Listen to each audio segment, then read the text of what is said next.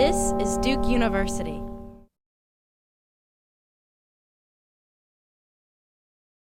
And their values and aspirations are much more inclusive, much more open, and I think much more liberal. So that is the social basis that we don't really hear about, we don't know about. So that is one part of contemporary Turkey I think we should really pay attention to. And as we try to see what's going on, what's likely to happen, I think they are likely to play some role in perhaps changing some of these trends in a more positive, I should say, direction. So I think I'm going to stop here. Thank you for your talk, first off. And my question is, how do you think this influx of Syrian refugees into Turkey will affect the issues you've talked about in the short term, and what may be some long-term effects of that massive migration of people into Turkey? When you look closely, you see all kinds of issues related to this. First of all, Turkey is not alone, but nobody, I mean, not only European countries, other countries in the region, nobody was expecting this, nobody was prepared, and nobody really made any plans because everybody thought that this was either going to be very short term and they would eventually go back or move on. So there were no really long-term arrangements for these people in these countries. In Turkey, all of them, I think, of refugees are in cities living with larger communities, so they're not in camps.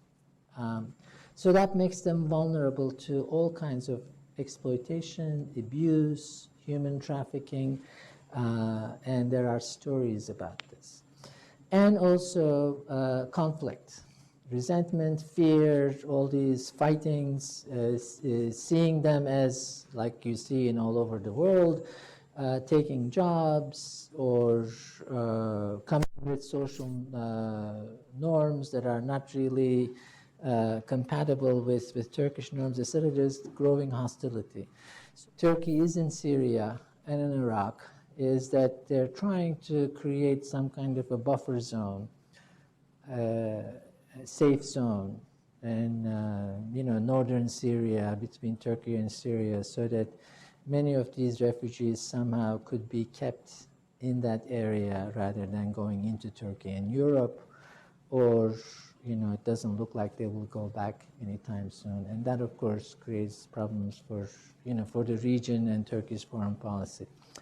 And finally, and I don't have time to talk about this, this refugee issue also changed the relationship between Turkey and Europe in an important way.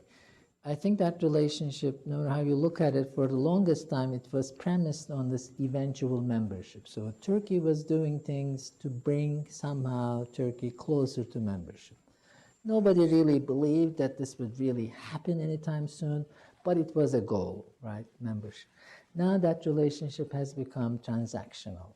In other words, Turkey now is doing things that are good for Europe, keeping the refugees, and in return, Turkey gets some things like free travel, eventually visa-free travel, or 3 billion euros to help. None of this, of course, is now related to the overall goal of membership. And I don't think that's good, because that overall goal of membership had a positive effect on Turkish politics for a very long time. Even though nobody really believed that it would happen, perhaps, but it was a constraint on Turkish politicians, Turkish laws, freedom, issues that are related to freedom.